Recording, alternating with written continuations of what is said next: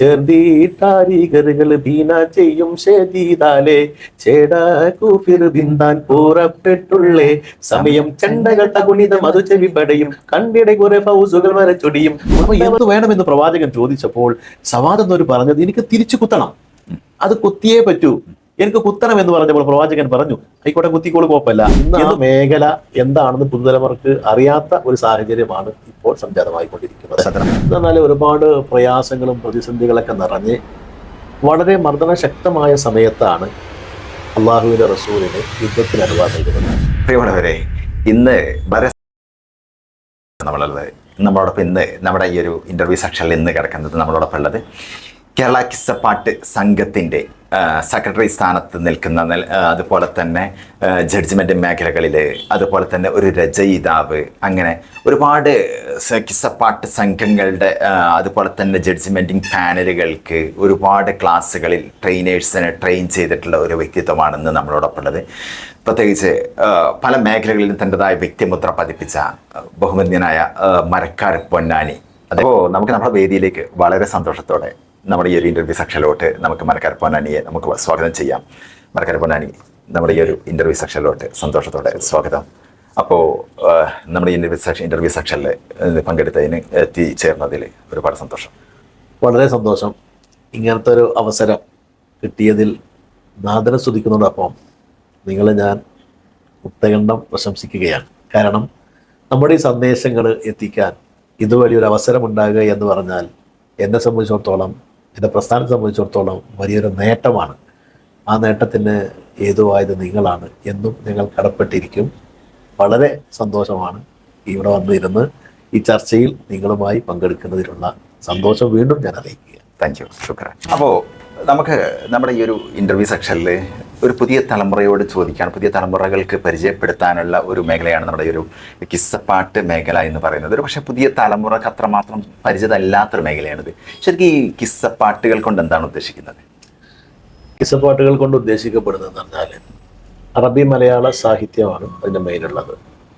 പൂർവ്വസൂരികളായ ഒരുപാട് മഹത്തുക്കൾ, പല ചരിത്രങ്ങളും എഴുതപ്പെട്ടിട്ടുണ്ട്. പഴയ കാലങ്ങളിലൊക്കെ ആത്മീയ മേഖലകളിൽ, അതുപോലെ തന്നെ ദീനീ സ്ഥാപനങ്ങളുടെ നിലനിൽപ്പിന്, ഉയർച്ചയ്ക്കൊക്കെ കാരണമായിട്ട് വന്നിരുന്ന ഒരു സംഭവമാണ് കിസ്സപ്പാട്ട്. നമുക്കറിയാം, മോയിൻകുട്ടി വൈദ്യർ തന്നെ ഒരുപാട് കൃതികൾ എഴുതിയിട്ടുണ്ട്. അങ്ങനെ ഒരുപാട് മഹത്തുക്കളുടെ ചരിത്രങ്ങളാണ് ആ കിസ്സയിലൂടെ അവതരിപ്പിക്കപ്പെടുന്നത്. മുൻകഴിഞ്ഞു പോയിട്ടുള്ള പല വ്യക്തിത്വങ്ങൾ, പല മേഖലകളിലും കഴിവ് തെളിയിച്ചിട്ടുള്ള പല പ്രതിഭകളായിട്ടുള്ള അല്ലെങ്കിൽ പല മേഖലകളിലുള്ള ആളുകളുടെ ചരിത്രങ്ങളാണ് നമ്മൾ ഈ കിസ്സപ്പാട്ടിലൂടെ നമ്മൾ ആളുകളോട് ഇൻഫോം ചെയ്യുന്നത്, അല്ലെ, അറിയിച്ചുകൊണ്ടിരിക്കുന്നത്, അല്ലേ? അതെ, അവരുടെ സ്മരണ നിലനിർത്തുക. അപ്പോൾ ബദർ, ഉഹദ്, ഖന്തക്, ഹുനൈൻ, യൂസുഫ് കിസ്സ, ഇബ്രാഹിം അദ്ഹം തുടങ്ങി ഒരുപാട് ചരിത്ര കിസ്സകളുണ്ട്. ആ കിസ്സകളൊക്കെ പുതുതലമുറക്ക് അത്ര വല്ല പരിചയമില്ല. പക്ഷേ പഴയ കാലങ്ങളിൽ ഇത് കേൾക്കാനും അതിലൂടെ ആത്മീയ ചൈതന്യം നേടാനും ഒരുപാട് ആളുകളുണ്ടായിരുന്നു. മുമ്പൊക്കെ നമുക്കറിയാമല്ലോ, 14 ദിവസവും 40 ദിവസമൊക്കെ ചരിത്രം പാടി പറയുന്ന ഒരവസ്ഥ ഉണ്ടായിരുന്നു. അത് കേൾക്കാനും ആളുകളുണ്ടായിരുന്നു. ഇന്ന് ആ മേഖല എന്താണെന്ന് പുതുതലമുറക്ക് അറിയാത്ത ഒരു സാഹചര്യമാണ് ഇപ്പോൾ സംജാതമായിക്കൊണ്ടിരിക്കുന്നത്. അതൊരു ചരിത്രത്തിന് ജനങ്ങളിലേക്ക് നമ്മൾ ഈ പറഞ്ഞതിൽ പാട്ട് രൂപത്തിൽ, കഥയെ ഇടയ്ക്ക് പാട്ട് രൂപത്തിലൂടെ കാര്യങ്ങൾ വളരെ രസകരമായിട്ട് പ്രേക്ഷകരിലേക്ക് എത്തിക്കുന്ന ഒരു സിസ്റ്റമാണ് നമ്മുടെ ഈ ഒരു കിസ്സപ്പാട്ട് എന്നുള്ളതിലൂടെ കറക്റ്റായിട്ട് നമ്മൾ ഉദ്ദേശിക്കുന്ന ഒരു കാര്യം, അല്ലേ? അതെ, നമ്മൾ ഈ അവതരിപ്പിക്കുന്ന പാട്ട് കഥാപ്രസംഗം അല്ല ഇത് ഉദ്ദേശിക്കപ്പെടുന്നത്. ചരിത്ര പശ്ചാത്തലം വിശദീകരിക്കലാണ്. ഒരു പാട്ട് പാടുന്നു, ആ പാട്ടിൻ്റെ ആശയങ്ങൾ ജനങ്ങളെ ബോധ്യപ്പെടുത്തുന്നുള്ളതാണ്. ഉദാഹരണമായിട്ട് പറയുകയാണെങ്കിൽ ഇപ്പോൾ ബദറിൽ ഇബ്ലീസ് ഇറങ്ങിയ ഒരു രംഗം ഉണ്ടായിരുന്നു. അത് മോയിൻകുട്ടി വൈദ്യർ അത് പ്രതിപാദിക്കുന്നത് ചേർന്നീട്ടാരികറുകൾ ബീന ചെയ്യും ഷെദീദാലേ ചേടാകൂഫിർ ബിന്ദാൻ പൂറപ്പെട്ടുള്ളേ സമയം ചെണ്ടകൾ തകുണിതം അത് ചെവിപടയും കണ്ടിടെ കുറെ ഫൗസുകൾ വരച്ചൊടിയും ഉണ്ടവർകളിലായി പലതരം കൊടിയും ചെമ്മേ ഒരു ദൂര ആദിയിലുണ്ടേ. ഈ രംഗം അവിടെ വിശദീകരിക്കുന്നത് ബദറിലേക്ക് ഇബ്ലീസ് ഇറങ്ങിയ രംഗമാണ്. അത് പറയപ്പെടുമ്പോൾ എങ്ങനെയാണ് മലക്കുകൾ ഇറങ്ങുന്നത്, എങ്ങനെയാണ് ഇബ്ലീസ് ഇറങ്ങിയത്, എന്താണ് അവിടുത്തെ സാഹചര്യം, ഇബ്ലീസ് ആരുടെ രൂപത്തിലാണ് വന്നത്, സുറാഖത്ത് ബിൻ മാലിക്കിന്റെ രൂപത്തിലാണ് അവിടെ വരുന്നത്. ഈ കഥകൾ യഥാർത്ഥമായ രീതിയിൽ തന്നെയാണ് അവിടെ അവതരിപ്പിക്കപ്പെടുന്നത്. മറ്റേന്ന് പറഞ്ഞാല് ഒരു സാങ്കല്പിക കഥകളുമായി ബന്ധപ്പെട്ടിട്ടാണ് കഥാപ്രസംഗങ്ങളൊക്കെ പോവുക. ഇത് റിയാലിറ്റി കഥകളാണ്, സംഭവിച്ച കഥകൾ ജനങ്ങളിലേക്ക് പാഠരൂപത്തിലൂടെ നമ്മളെ ഒന്നുകൂടെ അവരിലേക്ക് എത്താൻ വേണ്ടി അല്ലെങ്കിൽ അവരെ രസകരമായിട്ട് എത്തിക്കാനുള്ള ശ്രമമാണ് നമ്മൾ നടത്തിക്കൊണ്ടിരിക്കുന്നത്. എത്തിക്കൽ മാത്രമല്ല, ആത്മീയമായിട്ട് അവരെ പരിവർത്തനം ചെയ്യുക എന്ന മഹത്തായ ലക്ഷ്യം കൂടി ഈ കിസ്സപ്പാട്ടിനുണ്ട്.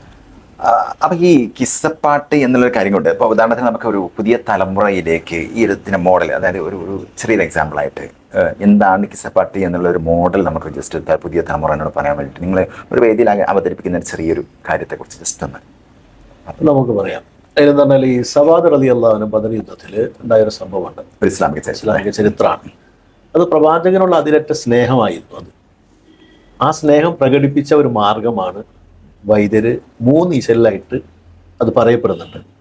ഇത് തുടക്കം ഉറപ്പിപ്പാൻ അരുൾ കേട്ട് സ്വഹാബാക്കൾ എന്നുള്ളതാണ്. സവാദം ഇങ്ങനെ അണിയായിട്ട് നിൽക്കുകയാണ്. സഫിൽ നിൽക്കുന്ന സമയത്ത് പെട്ടെന്ന് ഒരാൾ മുന്നിലേക്ക് ചാടി നിൽക്കുന്നതായിട്ട് പ്രവാചകൻ കണ്ടുന്നാണ്. പ്രവാചകന്റെ കയ്യിലൊരു വടി ഉണ്ടായിരുന്നു, ഒരു അമ്പ്, മുനയില്ലാത്തൊരു അമ്പ് ഉണ്ട് എന്നാണ് പറയുന്നത്. ആ അമ്പുമായിട്ട് പോയി ആ നിൽക്കുന്ന ആളുടെ വയറിനൊന്ന് മെല്ലെ ഒന്ന് നിൽക്കിട്ട് നേരെ നിൽക്കൂ എന്ന് പറഞ്ഞു. ചരിത്രം ദീർഘമാണ്, ചുരുക്കി പറയാൻ. തട്ടി, അതെ, ഒന്ന് തട്ടി. ഈ തട്ടിയ സമയത്ത് സവാദെന്നവർക്ക് മനസ്സിലായി, എൻ്റെ മനസ്സിലുള്ള ആഗ്രഹം പ്രകടിപ്പിക്കാൻ കിട്ടിയ ഒരവസരമാണല്ലോ ഇത് എന്ന് മനസ്സിലാക്കിക്കൊണ്ട് പ്രവാചകൻ ചോദിക്കുകയാണ്, ഒരത്ത് യാ മൗലൽ റുബ ഉശിരങ്കൽ യാ ഹബീബ ഉദിമങ്കും ത്വാബ ത്വാബ യാ റസൂലല്ലാഹ്.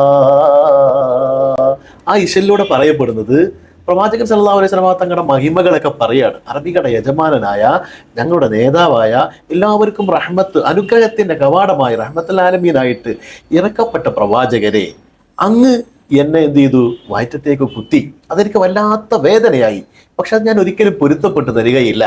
അപ്പൊ എന്തു വേണമെന്ന് പ്രവാചകൻ ചോദിച്ചപ്പോൾ സവാദ് എന്നൊരു പറഞ്ഞത്, എനിക്ക് തിരിച്ചു കുത്തണം, അത് കുത്തിയേ പറ്റൂ, എനിക്ക് കുത്തണം എന്ന് പറഞ്ഞപ്പോൾ പ്രവാചകൻ പറഞ്ഞു, ആയിക്കോട്ടെ കുത്തിക്കോള്, കുഴപ്പമില്ല എന്ന് പറഞ്ഞപ്പോൾ, എന്റെ കുത്തിയത് അങ്ങയുടെ കയ്യിലുള്ള ആ മുനയില്ലാത്ത അമ്പ് കൊണ്ടാണ്, അതെനിക്ക് തരണം. അത് കൊടുത്തു. വീണ്ടും അടുത്ത ഡിമാൻഡ്, എന്റെ ശരീരത്തിൽ വസ്ത്രം ഉണ്ടായിരുന്നില്ല, പ്രവാചകന്റെ ശരീരത്തിൽ വസ്ത്രമുണ്ട്, അതുകൊണ്ട് ആ വസ്ത്രം മാറ്റണം എന്ന് പറഞ്ഞു. പ്രവാചകൻ കമീസ് കയറ്റി, കമീസൈ കയറ്റി, അങ്ങനെ പറയുന്ന ആ ഇശലിലൂടെ അത് വിശദീകരിക്കുന്നുണ്ട്. അങ്ങനെ പ്രവാചകൻ കയറ്റി കൊടുത്ത സമയത്ത് കയ്യിലുണ്ടായിരുന്ന വടി അങ്ങ് വലിച്ചു എറിഞ്ഞു. എന്നിട്ട് പ്രവാചകൻ അടുത്തേക്ക് പോയിട്ട് വയറിങ്ങനെ കെട്ടിപ്പിടിച്ച് ചുംബിച്ചു എന്നുള്ള ഒരു രംഗമാണ്. പ്രവാചകനോടുള്ള ആ സ്നേഹം അവിടെ തീർക്കാൻ സവാദ് എന്നവർക്ക് കിട്ടിയ ഒരു അവസരമായിരുന്നു. പ്രകടിപ്പിക്കാനുള്ള ഒരു സുന്ദരമായിട്ടുള്ള അവസരം സമയത്തില് അതിനുവേണ്ടി ഒരു പക്ഷെ കാലങ്ങളായി കാത്തിരിക്കുകയായിരിക്കാം സവാദ് എന്നൊരു ഒരുപാട് കാലമായിട്ട് മനസ്സിൽ ആഗ്രഹിച്ചു കൊണ്ട് നടക്കുന്ന ഒരു വിഷയമാണ്. പ്രവാചകന്റെ ശരീരം ഒന്ന് കാണണം, ആ ശരീരത്തിൽ ചുംബനം അർപ്പിക്കണം, ഒന്ന് കെട്ടിപ്പിടിക്കണം. അവരുടെ ഒരു ഹുബാണ്, അത്രമാത്രം സ്നേഹം മനസ്സിൽ കാലങ്ങളായിട്ട് കൊണ്ട് നടക്കുന്ന ഹുബിന്റെ ആ ഒരു ആടാണ് അവിടെ പ്രകടിപ്പിക്കുന്നത്. കിട്ടിയെന്ന് മാത്രമല്ല, അത് കെട്ടിപ്പിടിച്ച സമയത്ത് സവാദ് പൊട്ടിക്കരഞ്ഞുകൊണ്ട് പറഞ്ഞു, അല്ലാഹുവിന്റെ റസൂലേ, എന്റെ മനസ്സിലുള്ള ആഗ്രഹമാണ് ഞാൻ തീർത്തത്, എനിക്ക് പൊരുത്തപ്പെട്ടു തരണമെന്ന് റസൂലിനോട് പറഞ്ഞു എന്നുള്ള ചരിത്രമാണ് അതിലൂടെ. അതാണ് അതിൽ പറയുന്നത്. ഇതിന്റെ രചന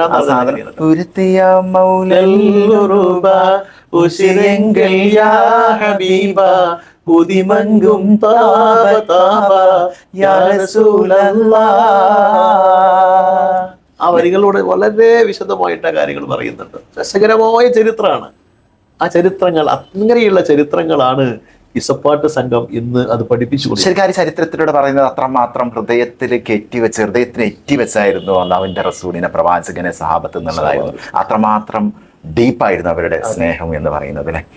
ഓക്കെ, ആ സ്നേഹം പ്രകടിപ്പിക്കാൻ കിട്ടിയ അവസരങ്ങൾ സ്വഹാബാക്കളൊക്കെ പരമാവധി ഉപയോഗപ്പെടുത്തി എന്നുള്ളതാണ്. പക്ഷെ അത് അവതരിപ്പിക്കേണ്ട രീതിയിൽ അവതരിപ്പിക്കപ്പെടണം. ഇന്ന് അവതരണ രംഗത്ത് പല കൃത്രിമങ്ങളും കൂട്ടിക്കൊണ്ടുള്ള അവതരണങ്ങളൊക്കെ വരുന്നുണ്ട്. ഞാനതിലേക്ക് കടക്കില്ല. എന്നാലും യഥാർത്ഥമായ രീതിയിൽ അവതരിപ്പിക്കുന്ന സമയത്ത് ഏതൊരു മനുഷ്യന്റെയും മനസ്സിനെ പിടിച്ചു കുലുക്കി അതൊരു പ്രവാചകന്റെ ഹുബ് അതിലേക്ക് വരുന്നു. ഇതാണ് കിസ്സപ്പാട്ടിന്റെ ലക്ഷ്യം, കിസ്സപ്പാട്ടുകാർ ചെയ്തുകൊണ്ടിരിക്കുന്നത്. ഇതാണ് യഥാർത്ഥത്തിൽ നമ്മളിപ്പോൾ മനസ്സിലാക്കേണ്ട സംഗതി എന്ന് പറയുന്നത്. കിസ്സപ്പാട്ടിലൂടെ ആ ഓരോ ചരിത്രങ്ങളെയും റിയലായിട്ട് യഥാർത്ഥ രൂപത്തിൽ പ്രേക്ഷകന്റെ ഹൃദയത്തിലേക്ക് എത്തിക്കുക എന്നുള്ളതാണ് കിസ്സപ്പാട്ടിലൂടെ കിസ്സപ്പാട്ട് സംഘങ്ങളും കിസ്സപ്പാട്ടിന്റെ ആളുകൾ ഉദ്ദേശിക്കുന്നത് എന്നുള്ളതാണ് ഇപ്പൊ മനസ്സിലാവുന്ന ഒരു കാര്യം.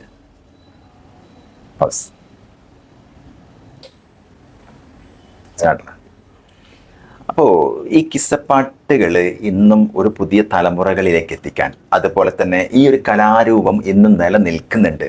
എന്നുള്ളത് ഒക്കെ പല ഭാഗത്തും ഇന്ന് നിലനിൽക്കുന്ന ഒരു കാര്യമാണ്. പ്രത്യേകിച്ച് നമ്മൾ നേരത്തെ പറഞ്ഞതുപോലെ പഴയ കാലഘട്ടങ്ങളിൽ വളരെ രസകരമായിട്ട് തിങ്ങി നിറഞ്ഞു നിന്നിരുന്ന വേദികളും വളരെ ഒരുപാട് നല്ല ചരിത്രങ്ങളാണെങ്കിലും ഒരുപാട് ഭാഗങ്ങൾ മതത്തിൻ്റെതാണെങ്കിലും മറ്റുള്ള ഒരുപാട് ഭാഗങ്ങൾ ചരിത്രങ്ങൾ പുതിയ തലമുറയിലേക്കും ആളുകളിലേക്കൊക്കെ എത്തിക്കാൻ വേണ്ടി ശ്രമിച്ചുകൊണ്ടിരുന്ന ഈ ഒരു കലാരൂപവും ആളുകളും ഇങ്ങനെയുള്ള ആളുകളും സംഘങ്ങളും ഇന്നും നിലനിൽക്കുന്നുണ്ട് അല്ലേ?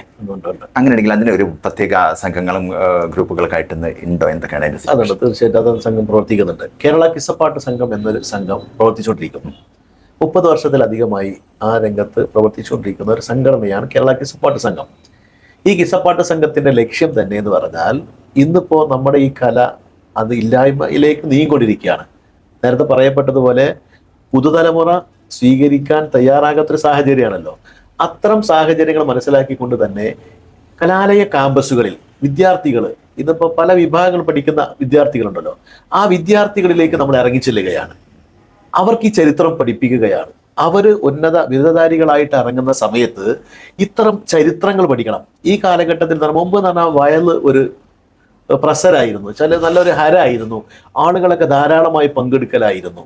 പക്ഷെ ഇന്ന് ഒരു പക്കാ പ്രസംഗത്തിന്റെ രീതിയിലേക്ക് ഒരാളാണെങ്കിൽ കേൾക്കാൻ വിസമ്മതിക്കുന്ന ഒരു സമയമാണല്ലോ. അപ്പൊ അവർക്ക് എന്താകുക, 2 പാട്ട് പാടുന്ന ഒരു പ്രസംഗമൊക്കെ ആണെങ്കിൽ ആളുകൾ ശ്രദ്ധിച്ചിരിക്കുന്ന ഒരിതാണ്.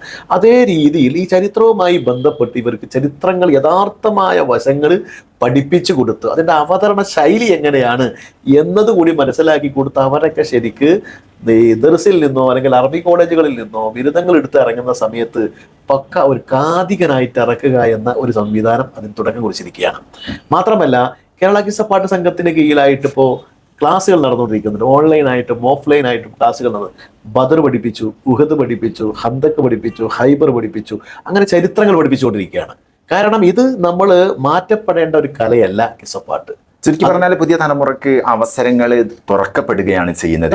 പ്രത്യേകിച്ച് എനിക്ക് തോന്നുന്നത് ഈ കലാരൂപം അല്ലെങ്കിൽ ഈ ഇങ്ങനെയുള്ള ഒരു സിസ്റ്റം പുതിയ തലമുറയിലേക്ക് എത്താതെ പോകുന്നതിൻ്റെ ഒരു കാരണം അവർക്ക് അറിയില്ല, അല്ലെങ്കിൽ ഇങ്ങനെ സിസ്റ്റം ഉണ്ട് എന്നുള്ള അറിയില്ല. കാരണം പല ഇതിന്റെ മേഖലയിൽ പ്രവർത്തിച്ചിരുന്ന ആളുകൾ ഇന്ന് സജീവമല്ലാത്തത് കൊണ്ട് തന്നെ പുതിയ തലമുറയിലേക്കും ആളുകളിലേക്കും ഈ ഒരു കലാരൂപം എത്താത്തത് കൊണ്ട് അറിയാതെ പോകുന്ന ഒരു കാര്യമാണെന്ന് എനിക്ക് തോന്നുന്നത്. അതുകൊണ്ടായിരിക്കാം. അപ്പം അവസരങ്ങൾ ഒരുപാട് കിടക്കുന്നുണ്ട് ഈ ഒരു മേഖലയിൽ അല്ലേ? പ്രത്യേകിച്ച് പഠിച്ചു വരുന്ന ഏത് മേഖലകളിലാണെങ്കിലും ഉള്ള ആളുകൾക്ക് ഒരുപാട് അവസരങ്ങളുണ്ട്. ഒന്ന് ശ്രമിച്ചു കഴിഞ്ഞാൽ അവരുടെ കഴിവുകളിലൂടെ അവർക്ക് മുന്നോട്ട് വരാനുള്ള സാഹചര്യങ്ങൾ ഈ മേഖലകളിൽ നിന്ന് അവർക്കുണ്ട് അല്ലേ? അതെ, ഈ മേഖലകളിൽ അവർക്ക് പഠിക്കാനുള്ള അവസരങ്ങളുണ്ട്. ഇപ്പൊ നേരത്തെ പറയപ്പെട്ടതുപോലെ ഇത് അറിയപ്പെടാതെ കിടക്കുന്ന ഒരു വിഭാഗമുണ്ട്, അത് സത്യമാണ്.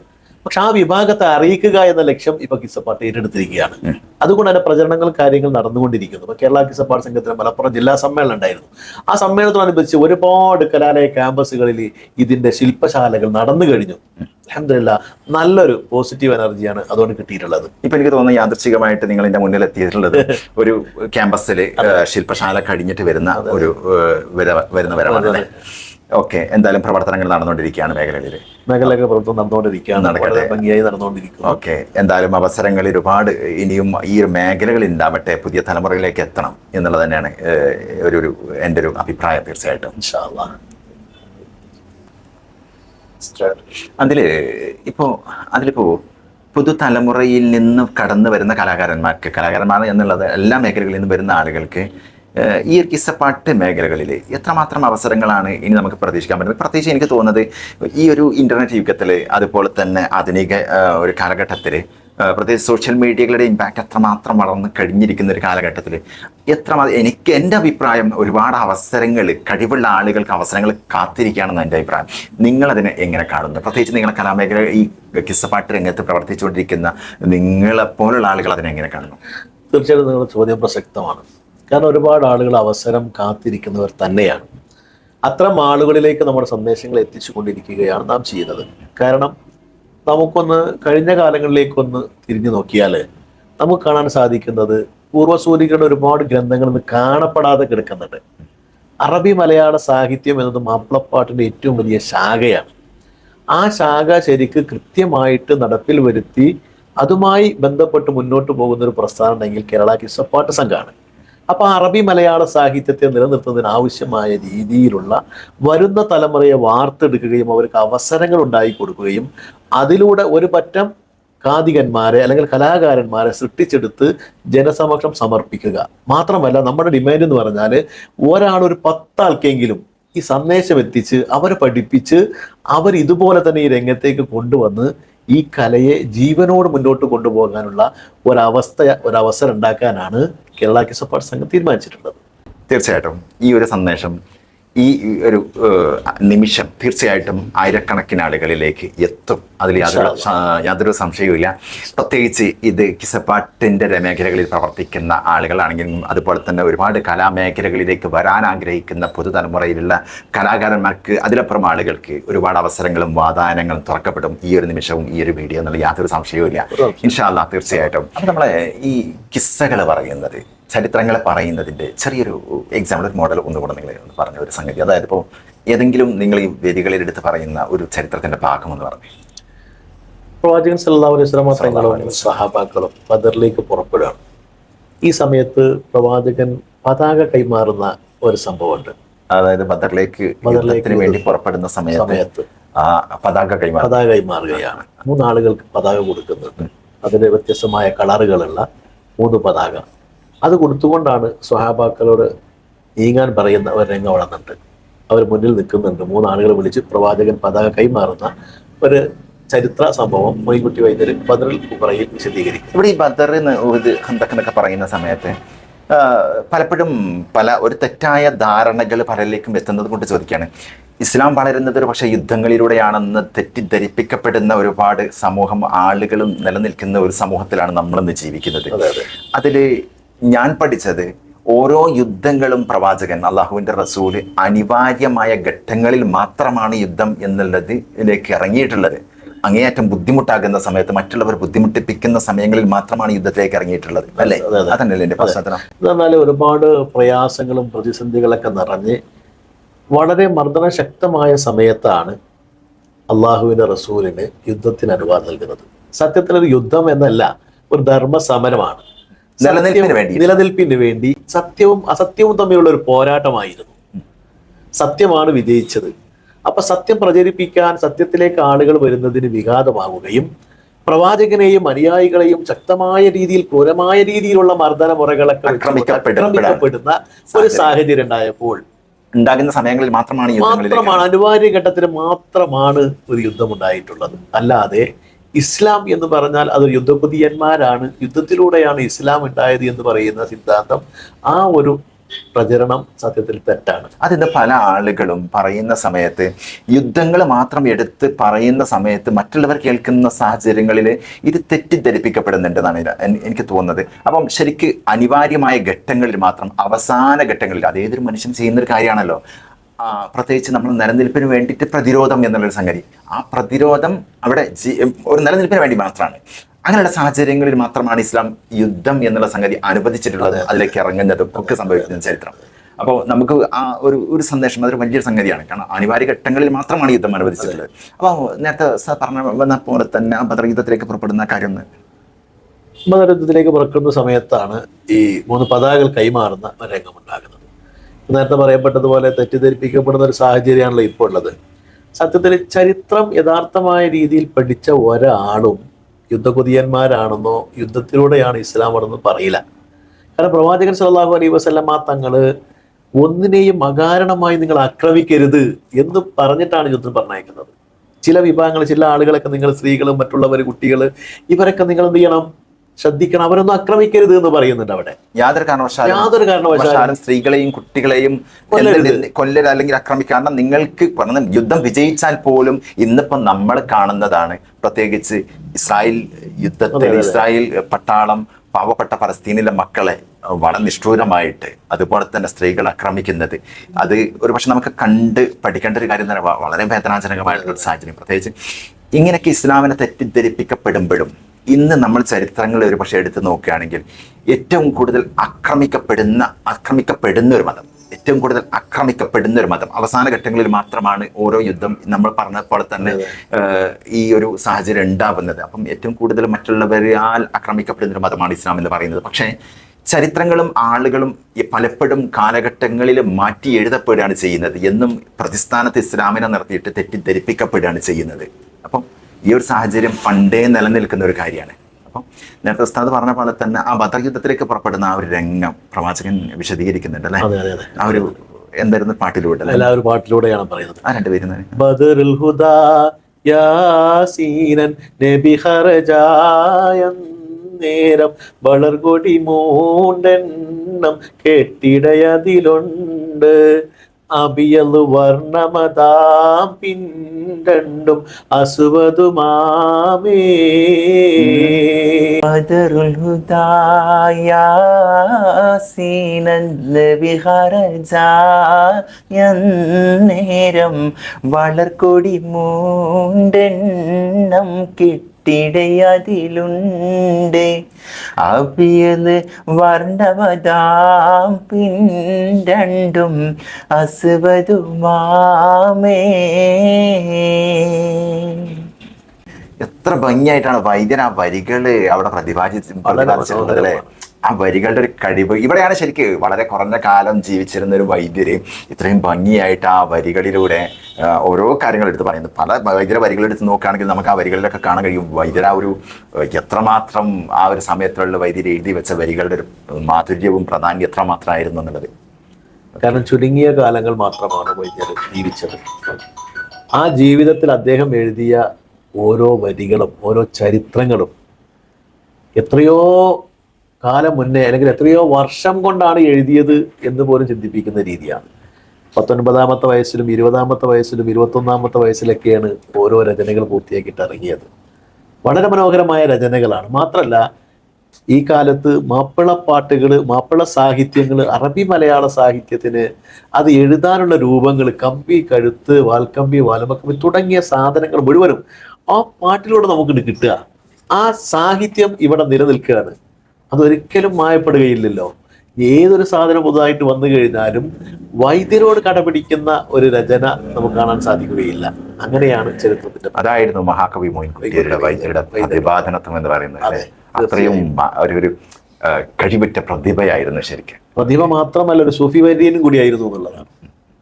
അത്രയും വലിയ അഗാധമായ പാണ്ഡിത്യം, ബഹുഭാഷാ പണ്ഡിതനാണ്, എല്ലാത്തിലും കഴിവുള്ളവരാണ്. ആ ഓരോ രചനകൾ എത്ര ഭാഷകളാണ് ഇതിലുള്ളത്.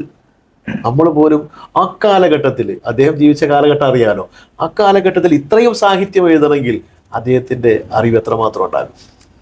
അപ്പോൾ ഈ മേഖലയിൽ പുതിയ തലമുറയിൽ നിന്ന് കടന്നു വരുന്ന പുതിയ വിദ്യാർത്ഥികൾക്ക്, അതുപോലെ തന്നെ പുതിയ ആളുകൾക്ക്, കലാകാരന്മാർക്ക് നിങ്ങൾക്ക് നൽകാനുള്ള സന്ദേശം എന്താണ്? പ്രത്യേകമായി നമുക്ക് നൽകാനുള്ള സന്ദേശം എന്ന് പറഞ്ഞാൽ, പൂർവസൂരികൾ നമുക്ക് വേണ്ടി തയ്യാറാക്കിയ ഒരുപാട് ആത്മീയ കഥകൾ, രസകരമായ മറ്റു സംഭവ വികാസങ്ങളൊക്കെ ഉൾപ്പെടുത്തിയുള്ള ചരിത്രം പഠിക്കാനുള്ള അവസരം നമ്മുടെ മുന്നിലുണ്ട്.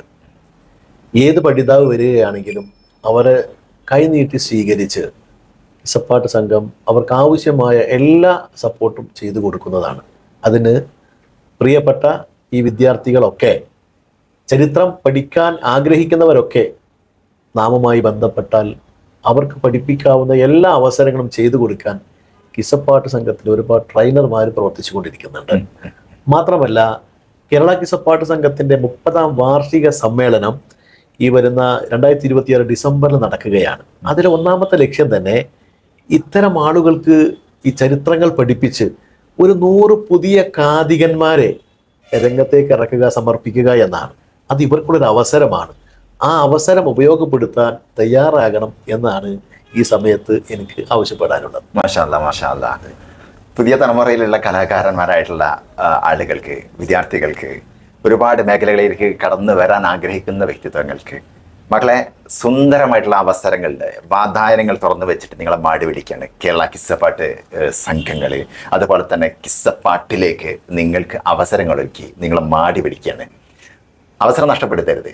പ്രത്യേകിച്ച് കഴിവുകളുള്ള, അതുപോലെ തന്നെ പുതിയ മേഖലകളിലേക്ക് കടന്നു വരാനും അവസരങ്ങൾ തേടി നടക്കുന്ന ഒരുപാട് ആളുകളുണ്ട്. എനിക്കറിയാം, ഇങ്ങനെയുള്ള ആളുകൾക്കൊക്കെ നല്ലൊരു ചാൻസാണ്, നല്ലൊരു അവസരമാണ് ഈ ഒരുക്കി കൊടുക്കുന്നത്. പ്രത്യേകിച്ച് നിങ്ങൾ ഈ ഒരു പ്രോഗ്രാമിനോടനുബന്ധിച്ച് ഗംഭീരമാവട്ടെ, അടിപൊളിയാവട്ടെ. എന്തായാലും പുതിയ തലമുറകൾക്കും ആളുകൾക്കും കടന്നു വരാനും അതുപോലെ തന്നെ അവസരങ്ങളൊക്കെ ഒരുപാട് ഉണ്ടാവട്ടെ. എന്തായാലും നിങ്ങളെപ്പോലത്തെ ആളുകളിലൂടെ ഈ ഒരു പുതിയ മേഖലകളിലേക്കാണെങ്കിലും പുതിയ സന്ദേശങ്ങളൊക്കെ ഇനിയും ഒരുപാട് മുന്നോട്ട് ഗമിക്കട്ടെ, എന്നും ജീവിച്ചിരിക്കട്ടെ. ചരിത്രങ്ങൾ ഇവിടെ ഉണ്ടാവണം. ഈ ചരിത്രങ്ങൾ എന്നും പുതിയ തലമുറകളിലേക്ക് പകർന്നു കൊടുക്കാൻ ആളുകൾ വേണം. അത് വീണ്ടും തുടർന്നു കൊണ്ടേയിരിക്കട്ടെ. എല്ലാ നന്മകളും നേരാണ്. All the best.